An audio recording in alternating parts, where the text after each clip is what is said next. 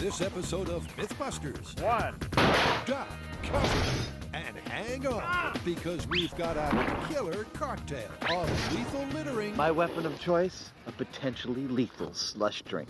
And high-flying action movie action. Get to the chopper, Glass! And first up, Looks harmless enough, doesn't it? Could be deadly. can a soda cup thrown from a car really kill an oncoming driver? Time to inspect the wound.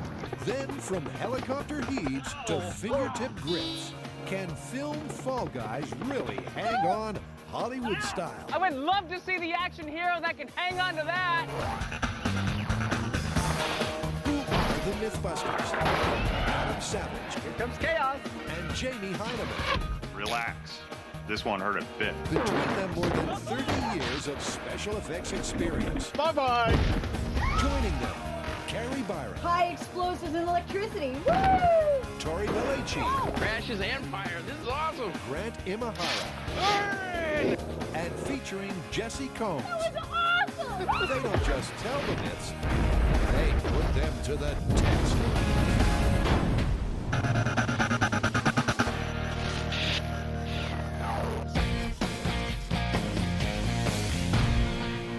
Close your eyes. I'm going to paint you a picture with words. Okay. I'm driving down the highway at highway speeds. I've just gone to a drive-in, and I've gotten a soda in a styrofoam cup. And it's the wrong soda. Oh, you hate that. I know. So I hurl the soda out the window, being a jerk, and it hits a car going in the opposite direction, also at highway speeds, pierces the windshield right in front of the driver, and kills her. A styrofoam cup does that? I know. That is crazy. As if simply littering wasn't bad enough, the villain of this myth allegedly killed the driver of an oncoming car with a styrofoam soda cup. Whilst traveling at highway speeds, our trash-happy perpetrator tossed his unfinished drink out of the window, which supposedly pierced the windshield of an innocent drive-by bystander with enough force to take them out permanently. Okay, now I want to paint you a word picture. I'm not going to close my eyes, though. That's fine. This is a quick one. We make a cannon that shoots a cup of soda. Huh? Really?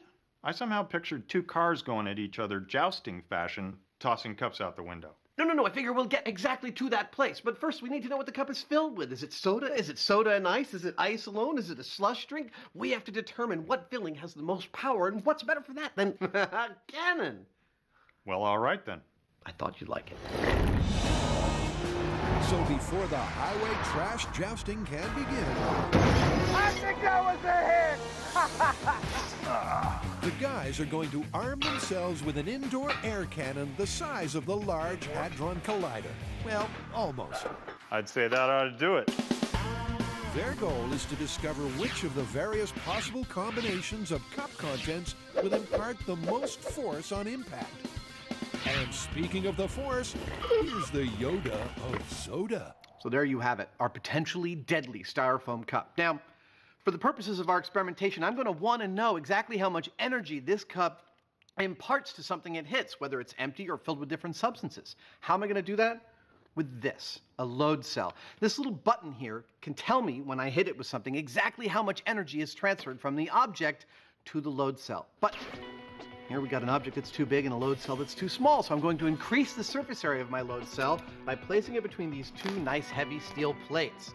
Now, when this cup hits this first steel plate, that will transfer the energy to the button and tell me exactly how much energy this potentially lethal cup might have.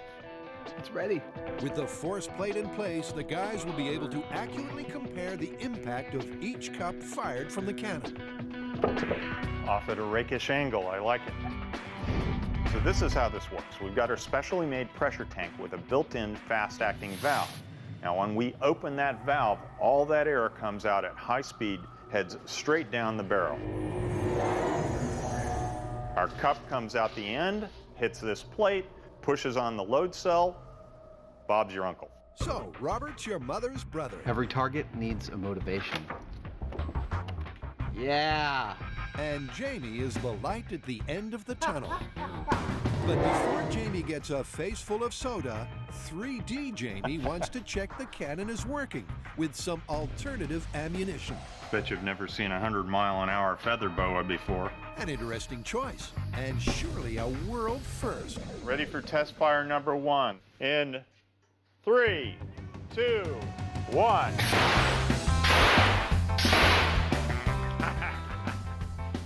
Wow! That thing's got a lot of kick to it. That's my new favorite toy.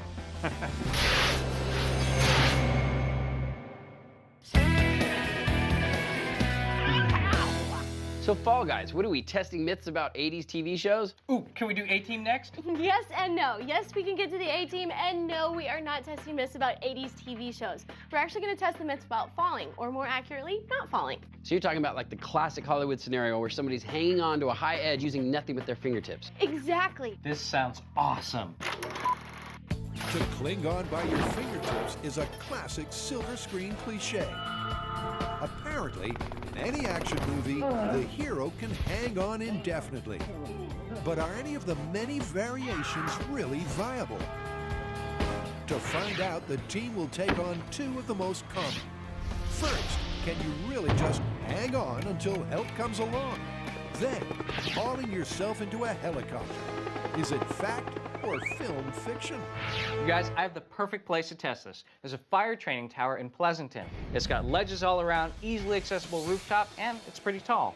Well, as far as the hang time test goes, there's one thing I'd like to add, and that's edge thickness, and see how that affects how long you can hold on to. Okay, well, we can build something that clamps onto the ledge that we can easily adjust from 4 inches to ½ an inch. Then we can correlate hang time to ledge thickness. Well, since we're going to be working from heights, it's going to be pretty dangerous. So why don't we get a professional climber to come in? That way we'll be belayed. So if we do fall, no one gets hurt. And you know, we can use hand to see how well a professional does compared to us average Joes. What are we waiting for? So the team head on out to hang out at the perfect place to, hang out. All right, now when we talked about this in the blueprint room, it seemed pretty straightforward. Whoa, this is high. I mean, we just grab onto an edge and see how long we can hang on. But now, standing on top of the 75-foot building, I'm wondering, is this really necessary? I mean, can't we just test this hanging off a door frame? Well, not really, because a key component of this myth is motivation, and hanging from a great height will ramp up the fear factor. But just in case that's not enough, here's a quick demo. So we've got the perfect building for our experiment. The only thing that we're missing is adrenaline. Now, undoubtedly, when you're hanging on for your life, adrenaline is going to give you that little extra boost of oxygen and sugar that might help you hang on long enough for help to arrive. Now, just to get our juices flowing, we're going to demonstrate for you what would happen if something went horribly, horribly wrong with our old pal Buster. Look out below! Buster is falling from 70 feet. By the time he gets to the ground, he's going to be traveling at 45 miles an hour. But I mean, look at him right now. He actually looks pretty good. Oh, except for that. Ooh. This is the producer's idea of motivation. What is wrong with these people? With the team's nerves suitably primed, let's find out what's on the agenda. So the first thing we're going to test is how long you can hang on to a ledge. And to do that, I've built this, the Ledge-O-Matic. It's fully adjustable, so we can block off a controlled amount of ledge each time. And we'll get progressively smaller and smaller until we can no longer hang on. Then we'll have a good idea of how long an average Joe can hang on to a ledge. But before the action begins, let's meet the man who'll be pulling the piñata strings. Anybody got a bat? Aaron, a professional climber, is not only helping the team with their safety protocols. You're going to come over the edge, and then what I want you to do is say tension. He's set up the belay system so it won't support the climber's weight, at least until they fall. Good? Yeah, it feels real good.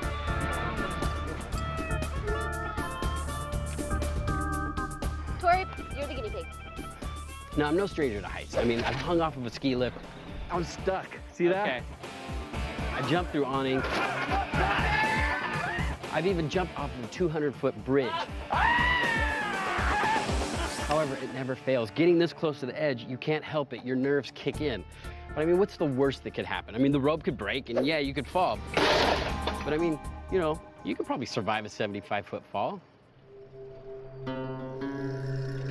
Be scared. Nah. Now, in the movies, people hang off of all shapes and sizes of ledges, and we are going to do the same. The goal is to come up with a set of data that correlates ledge thickness to hang time. Hook me in. And to start off with, we're going to use a nice fat ledge. I'm gonna double check it just in case. Yep, the ledge width will be starting at 4 inches, which should be plenty of room. Even for Fat Finger Belleci. Getting into position. Good luck, buddy. Man, this is kind of scary. I'm not gonna lie. Okay. Okay, so this is Tori test, 4 inches. Ready? Go. Hanging! How you feeling? Good. Don't let go. But even with plenty of room to get a comfortable grip, after just 30 seconds, the strain begins to show. How you feeling? Good? Fine. Concentrate. Sorry. And as Adam once said, Gravity, man. It's not just a good idea, it's the law. so unlike a Hollywood hero, Tori will inevitably fall. But exactly how that happens is a painful surprise. Uh-oh. You all right? I think you should be glad that I was a guinea pig. Oh, I'm bleeding all over like... If you're squeamish, look away, because when the damage is inspected, a deep gash is the result. But looking at this, it could have been much worse. Tori fell a full story before landing on a ledge, his shin taking the full force of the blow. Yeah, when I saw blood pouring out my pant legs, I knew it might be bad.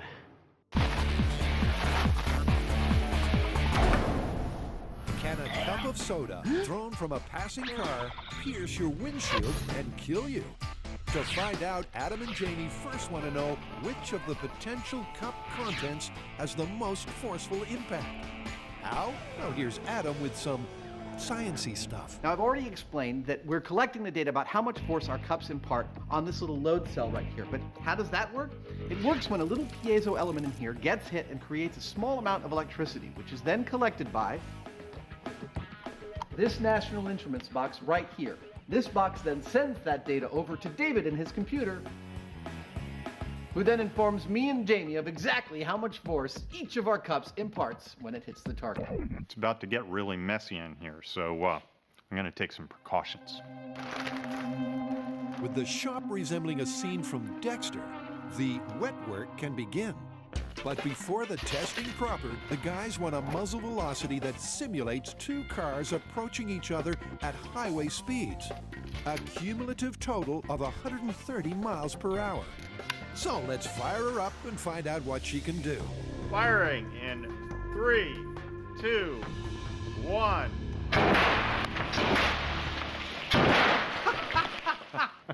That was a lot of force. Yep, a lot of force, and a lot of fast. 190 miles per hour. That's only at 20 psi.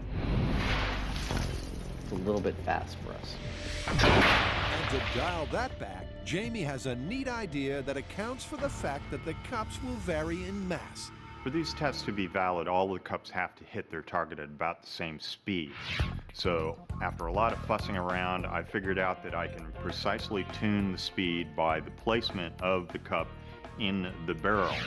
Okay, full cup of ice, 3 feet 8 inches, and that's how we're dialing it in. Firing in 3, 2, 1. The final speed was 134 miles an hour. It's perfect. So with their cannon firing at a constant speed, we'll soon find out who pulls the hardest soda cup punch. Here's a little story I like to call, "Oh, this soda's no good. They didn't put any ice in it. I'm gonna throw it out the window." 1 cup full of soda, wrapped in plastic, shot out of a cannon at 130 miles per hour. Coming right up. 632 grams. Firing in 3, 2, 1. That's too much fun.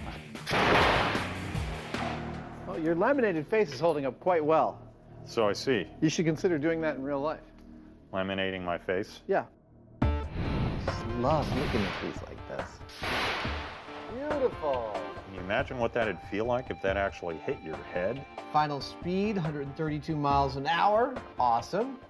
What was the force? 3668. That's the number to beat.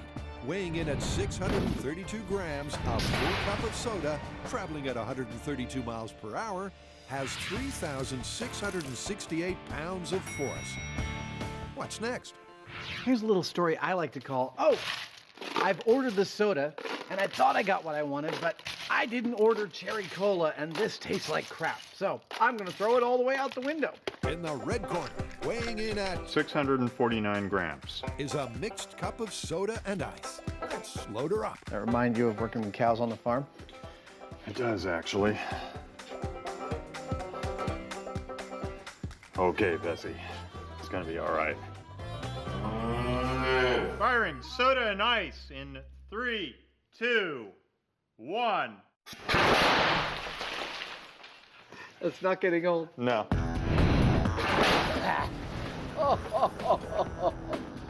Wow. Speed was 134 miles an hour. What was the force? 4331. 4331. That's pretty significant.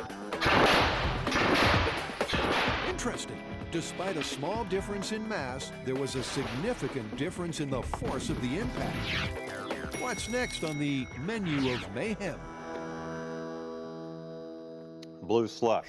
It's basically half ice, half liquid, all ground up real fine. Whether that translates to a higher impact or not, I don't know. Personally, I think it's all about the mass, but that's what we're going to test to find out. Jamie's correct. Newtonian physics tells us, in a perfect world, providing they're all traveling at the same speed, the cup with the most mass will have the largest impact. And this puppy, if only just, is the heavyweight of the litter. You think there'll be a difference between the blue stuff and the red stuff? Only by a few photons. Slush drink in 3, 2, 1.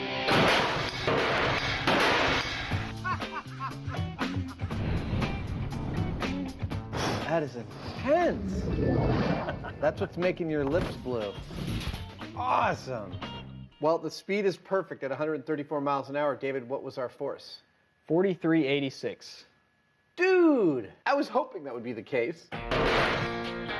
So in the soda cup showdown, the slush packed the biggest punch. Why? Well, it could be the extra mass, or it could be that the slush mixture, made up of fine slivers of ice and liquid, enables it to transfer more of its kinetic energy to the target than the other contenders. Either way, we have a winner. The cup with the heaviest hit and the prettiest splash is the slush. Well, Jamie's face has taken a proper pummeling. We have fired every combination of soda and ice that we can think of, and we've learned 3 things. One is that this room now looks like a frat house during the Roaring '20s when Jamie was in college. 2 is that Jamie doesn't seem to mind a mess in his shop as long as it's in the name of science. And 3, the most amount of force expended at Jamie's face, well, actually our load cell, was with the slush drink. That's what we're taking on the road. Here he goes. In the Fall Guy myth, Tori has once again put his body on the line. All in the name of science. But the science must go on. Are you bleeding in my car? No. So while Tori takes a trip to ER to stitch up the leak in his leg, Talk about motivation not to let go. Bleeding all over like... Grant and Jesse are moving on. My prediction is I will hang on for 10 minutes at least, and then you'll see the traces of my fingernails going down the wall. With the adrenaline pumping and the ledge narrowing, That's 3 inches. Iron Grip Imahara is hooked in and out on a limb. Okay, climbing. You hanging? Go. Starting. And with the 3-inch How you ledge not even close to cramping his style, his time is similar to Tori's. Okay, here I go. Ow. 1 minute and 3 seconds. Really? Fairly consistent. Consistent times? Sure.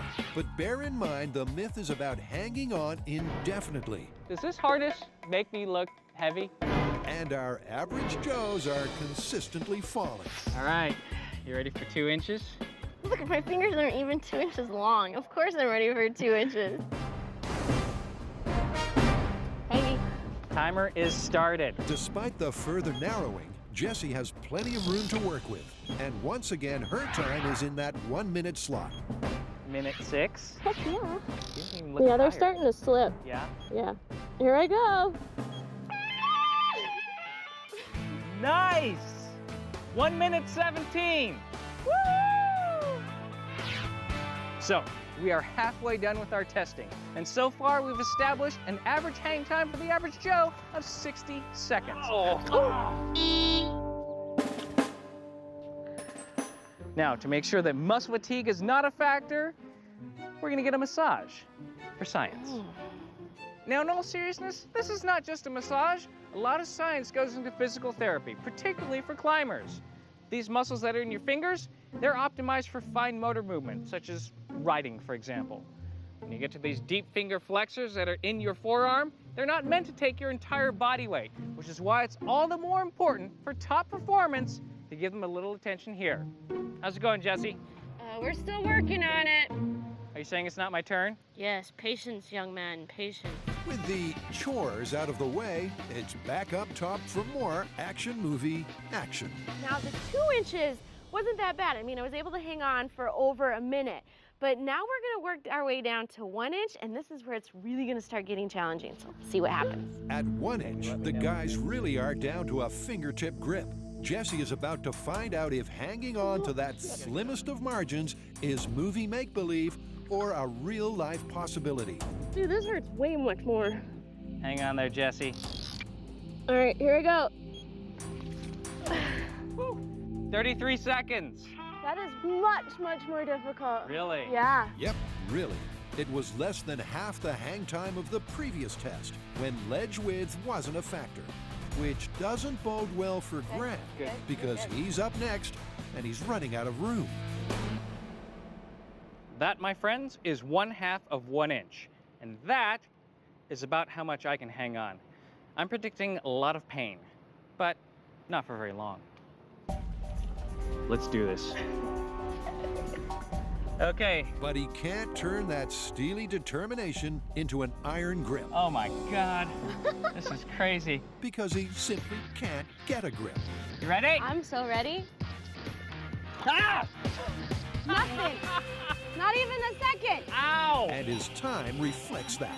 I would love to see the action hero that can hang on to that. You know, you try and get yourself in the mindset like, I've got to hang on to this or I'm gonna fall or die. Ah!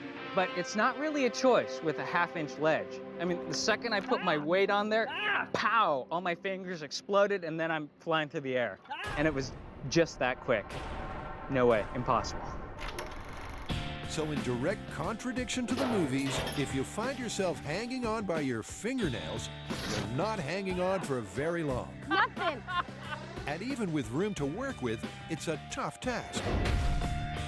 In a real-life situation, you'd better hope help arrives Hollywood style, fast and in the nick of time. But this is an action movie myth. How would a Hollywood hero cope? So move over Average Joe and Average Jessie and step up Action Man Aaron. That's why I'm here. First up, Aaron tackles the 1 inch ledge, Okay, start. And we're off and running. and he significantly improves on Jessie's time. You're shaking. Okay. Oh! Woo! 48 seconds. Nice. But what's really impressive is Aaron's 1/2 inch performance. Yeah, it's tiny, isn't it? Remember, Grant couldn't hold on for a single second. Okay. Okay. He's hanging in there. You're doing awesome. I can't believe you're still hanging on. Oh! Nice! 14 seconds. That was great!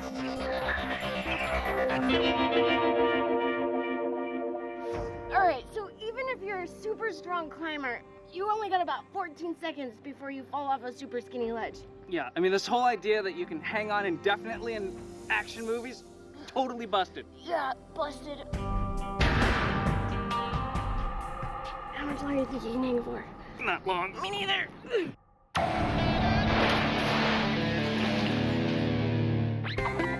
In In their quest to test soda cup lethality, 1. Adam and Jamie have spent an afternoon firing drinks out of an air cannon and a laminated picture of Jamie. As you do. I think your face is holding up surprisingly well. Yeah, I don't usually react when I get hit in the face. And so far, they've seen that the slush drink is the heaviest hitter. But is that power enough to penetrate a windshield and give the driver a severe case of death? Moving on. I don't see why not. We have already determined the awesome power of non-trademark blue slush drink. Well, what's next then? Well, I think it's exactly what you stated at the beginning. We line two cars up facing each other, race towards each other jousting style at highway speeds, and I hurl a cup of blue slush drink right at your windshield. I don't think that'd be a good idea. Let's say we hang a windshield off to the side of my car and we aim the soda at that. Done. Let's do it. And first up, down by the bay shore with a circular saw, savagely salvages some windshields. Or at least tries to. Well, I'm feeling pretty beat. I haven't even got this windshield out, and already it's broken in like 4 different places. 6. I'm starting to think that there might be a better source for windshields. Isn't this simpler? I think so. With his handy home delivery of windshields, Adam goes to work. By hanging them off the side of the truck and placing Buster in the hot seat, Our crash test dummy will sit here. they'll be able to test the myth in safety. Well, safe for some. You know it's going to be a bad day when you're painted bullseye red. This may sting a little. And out on location, it's time to paint a picture. Here's how this whole thing's gonna play out. I'm gonna play the role of the passenger careening down the freeway at 60 miles an hour, sucking on a slush drink. I just got it, let's say the drive-through. Hey, that's not the one I ordered, I'll say, and cavalierly I will throw it out the window. Flies through the air and smack, it hits our windshield. If our cup happens to make it through our windshield and hit into Buster, well, we're going to have strategically placed shock watch stickers on both his chest and his head. And that way we'll know whether he got hurt. In case you've not seen them before, Shock Watch stickers are old friends of the show. They're a simple but effective way of demonstrating how much trauma Buster is exposed to. Any shock force above a certain value, from 50 to 150 Gs, causes them to break and register. So, Buster's ready. The course is ready. And after a couple of dry drive-bys, our drivers are ready. Beautiful. Looks harmless enough, doesn't it? Could be deadly. With blue slush in hand, let the lethal litter jousting begin. Jamie, are you ready to go? I'm in position and ready to go. Jamie in the truck and our perfectly tame racing car driver in the car will take this first run at a cruisy 40 miles per hour. 40-mile-per-hour run with a real slush drink. In 3, 2, 1, go. In the next test, they'll be facing off at a more realistic highway speed of 60 miles an hour. But for the moment, Adam's just getting his eye in. A little bit closer, Stig.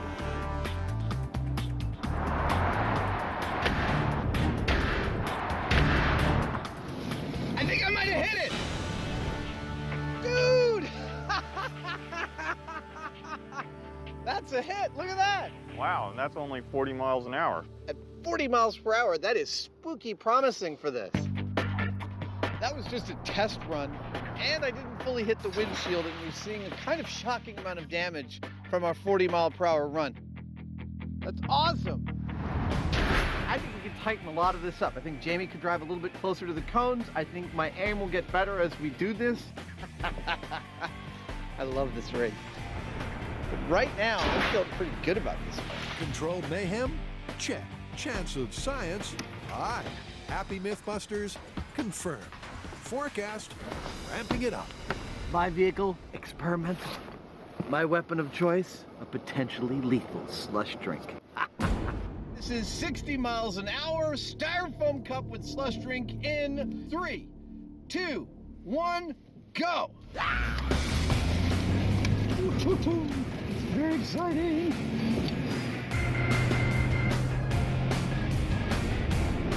Looking really good.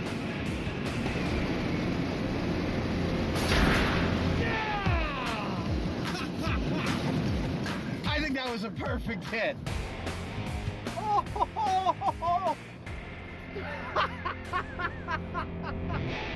I don't know about you, but that'd kind of bum me out. That's a bullseye of bullseyes. Nicely done. Perfect hit. The cup was aimed straight at Buster. So how did he do? Checking Buster's vitals. I can see them. They're all clean. Yeah, he didn't take any lethal damage, but hell, if that happened to your car, you'd be a very unhappy, probably unsafe driver. Well, not to mention the fact that you might well have a crash afterwards because you can't see anything. Exactly. There's no doubt the impact would have caused a crash, but incredibly, Buster seems to have escaped direct injury. And check out the big brain on Jamie, because he knows why. This windshield, like all windshields these days, is made out of laminated glass. What's that mean? Well, what they do is they take two sheets of glass and bond it together with a rubbery plastic in between. And that way, even though the glass goes all blotto like it does here, that membrane holds everything together. In fact, you can see on our high-speed camera how it ballooned out in the back when it got hit, but it didn't get a hole in it. Of course, sooner or later, we're going to put a hole in it.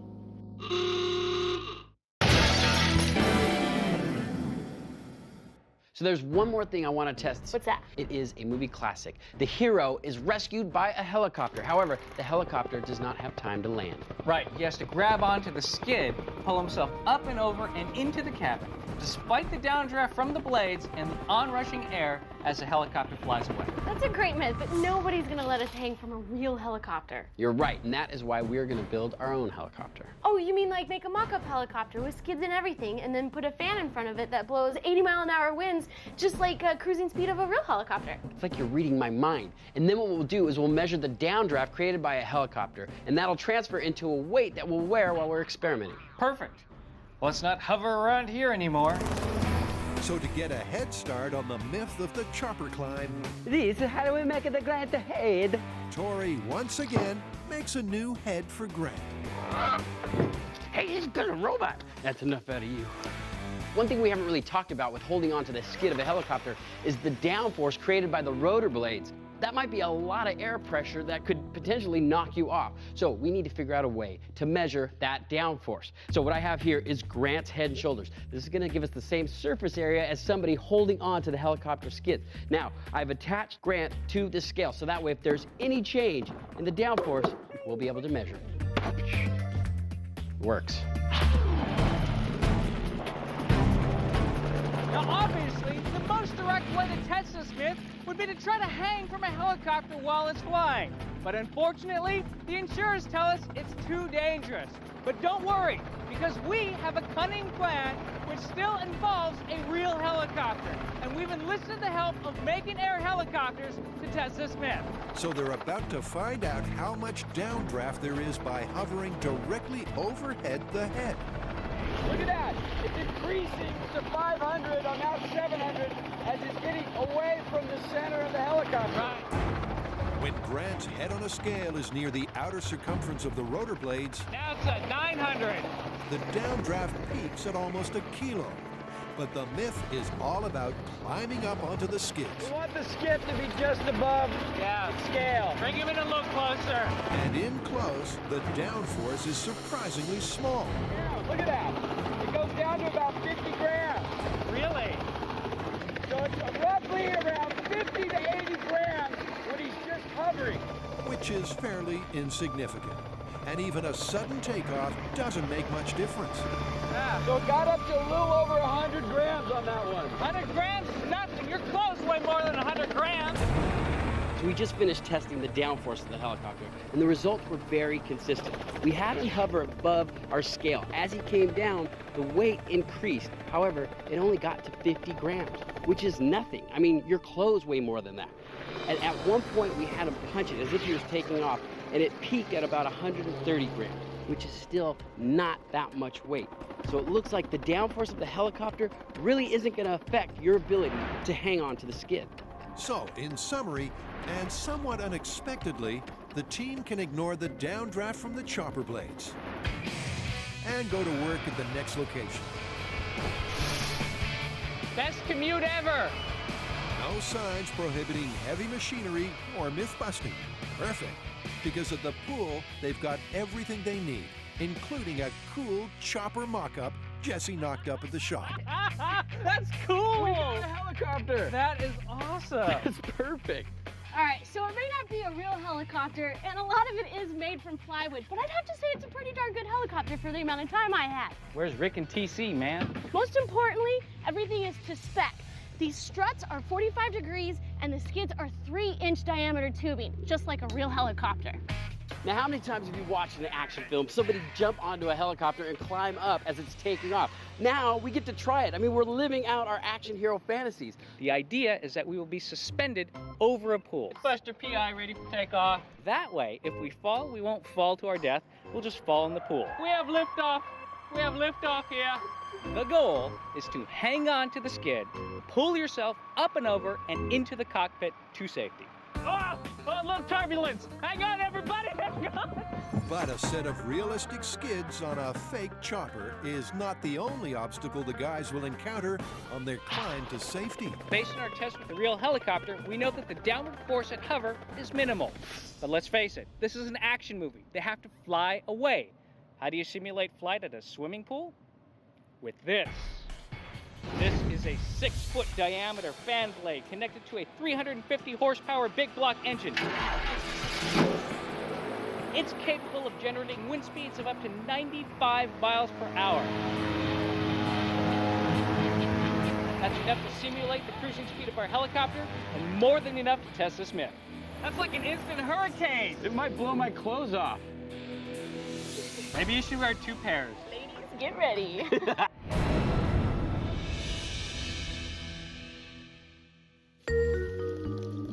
Delicious MythBusters non-trademark slush drink. Icy, fruity, blue, and potentially lethal. Use with caution. Extreme caution. Because throwing one from your car at 60 miles per hour does this. Remember, we do it so you don't have to.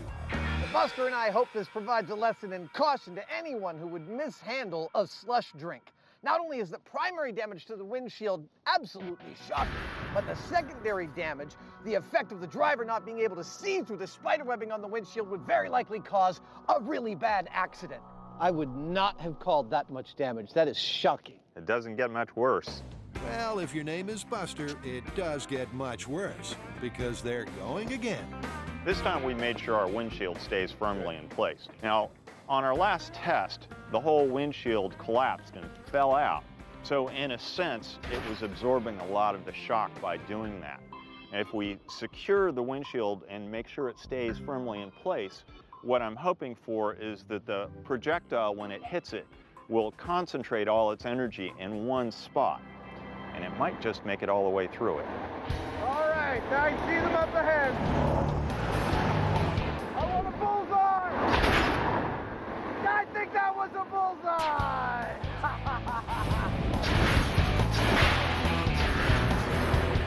Time to inspect the wound. Oh, wow! Look at that! I am blown away. That is penetration. Did we trip anything on the guy? It doesn't look like it. So despite the promising-looking penetration, the windshield once again successfully dissipated the energy of the impact. Buster got wet, not dead. Looks to me like the windshield's actually taking a lot of the load. It's absorbing it. Yeah. Liquid makes it through, but it's more of a splash than some kind of a cohesive lump. Look, I have no doubt that if you took a hit from just the cup hitting you in the head at 120 miles an hour, it would kill you. I think this windshield is protecting him sufficiently. I do too. Well, several destroyed windshields and several delicious slush drinks later, I'm pretty satisfied that a slush drink does not create a primary lethal hazard on the freeway. It's not going to penetrate your windshield and kill you. Make no mistake, though, it creates a very serious set of secondary lethal hazards. One, it totally obliterates your ability to see through the windshield. Two, it covers you with sticky slush drink. Three, splinters of glass are covering your body and your face. All three of these things would be enough to cause a very, very serious accident. But as for the slush drink itself being lethal through a windshield, I say no. I say it's busted. Busted, but the fun's not done. We have liftoff here. Jesse, Grant, and Tori are about to live out their action movie dreams. They want to know, a la Hollywood, can you hop into a helicopter? All right, so this is what I think should happen, guys. We hang on, but we can't start doing any climbing until we actually hit the airstream. Well, then the goal here is to climb up onto the skid, get yourself safely inside the helicopter without falling into the water. All right, so who goes first? Not it. Not it. I guess I'll go first. Don't tell her about the piranhas. I think I'm gonna do just fine. I got a good technique, and it's gonna get me up and over. It's just those winds that I'm quite curious about. Yep, and it's those 80-mile-an-hour winds simulating a helicopter's cruising speed and the accurate undercarriage and skid structure that gives this test a seal of authenticity. But none of that stops stunt girl Jessie. She was slick, quick, and her technique looked like it was straight out of the stunt girl manual. Nice job! You're like a little monkey. Good one. Okay, so those winds are pretty intense. I mean, look, it unfolded my pant leg. Yeah, your shirt almost got blown. We weren't kidding when we were talking about blowing our clothes off. This is pretty large tubing, so if you have little hands, it's going to be difficult to hang on to, because I could feel myself starting to kind of slide off. And then, once you got into the wind, I was like, the winds are insane. My ponytail's sideways, my pant leg has come undone, my shirt almost flew off. And then what's standing up on the skid, it's a little bit more difficult than you thought it would be, because you do have those pressing winds, but once you're in, you're safe. The key to Jessie's success was speed. And if you throw in the fact that this test is all about strength to body weight ratio, being a lot lighter, she's got a big advantage over the guys. So, will they be able to match her? All right, you ready? That was nuts. I was hanging onto the skid, and as I was going out, I was like, yeah, this is fine. And then all of a sudden, I hit that wind, and I was like, I'm not gonna make it. I'm gonna fall into the water. That was crazy. Crazy? Sure, but also very achievable. And with Grant scrambling for safety, with just a wardrobe malfunction to worry about, Get to the chopper, Grant! the myth and the boys' deluded silver screen dreams are looking good. Man, he wanted to live! I'm alive! I made it to the chopper! See his shirt come up? Damn, thank God his pants didn't come off. Take that, action heroes. That was such a fun test, and it's possible to climb into a helicopter as it's taken off. Yeah, but it's definitely not as easy as it looks in the action movies. Well, so far, all of these Fall Guys myths are looking pretty good. You know what? I think we did pretty good for a couple of average Joes. Ooh.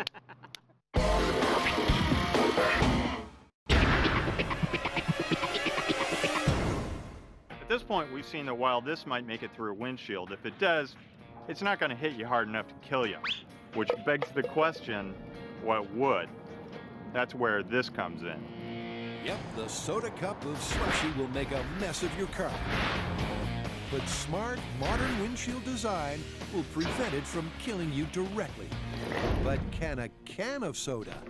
Cue the tense music. Dun, dun, dun. What's this aluminum soda can full of soda going to do when it hits this windshield? Well, I think we're all in agreement that it's going to go through. All right, James Franklin Heineman, are you ready? I'm ready. Let's go! The question is, what will it do to Buster? And I'll tell you, I'd be terrified to have this go through my windshield. Another in a long series of things. What the hell am I doing? Missing is the short answer. Missing several times. And even the occasional hit is a mishit. But nothing, if not persistent, our Yodas of soda are. It's all down to this one. Will I make it? Will I have the accuracy? Crap, I hope so. I think I hit it. A palpable hit. Finally, a hit on the windshield. But Adam, using the sporting prowess he was born with, as in none, was wayward once again. A hit in the corner, near the frame, damaged the glass, but didn't threaten Buster. And with the team running out of windshields, they need a more accurate litter launching method. Well, it's not a perfectly centered hit, but Jamie has, I think, a solution that he says is going to be more accurate than me throwing and hoping. I can't wait to see what it is. Back at the shop, while Adam was preparing the windshield rig, it looked and sounded like Jamie was having fun. Did you hear that? That's the sound of Mr. Heineman having fun. It's now clear what he was working on. And it's a clear case of don't try this at home. It's pretty simple. We've got an air tank here, which is a modified fire extinguisher, a fast-acting valve, an elbow, and a tube. You put the soda in here, you press the switch, out comes the soda.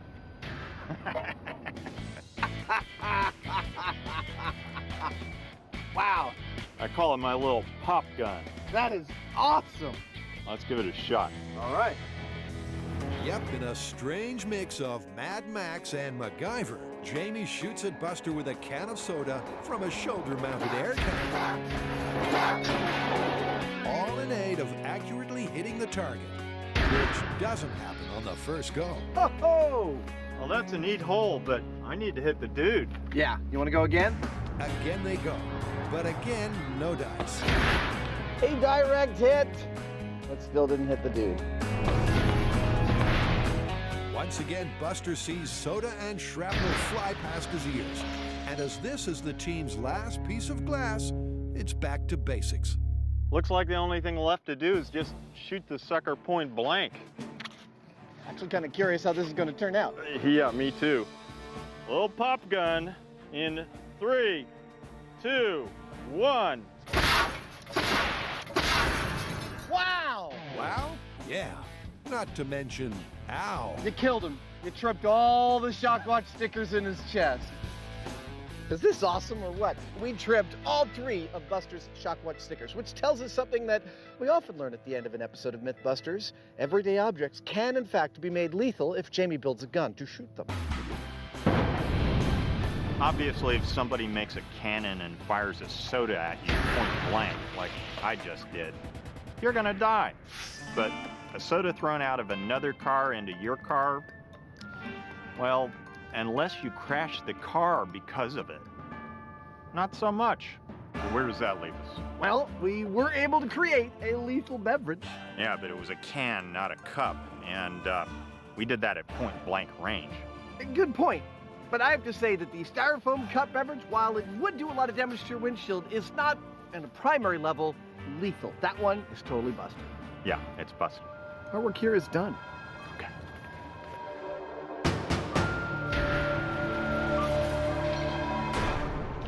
Nice gun, but you got some accuracy problems. Yeah, I need to practice.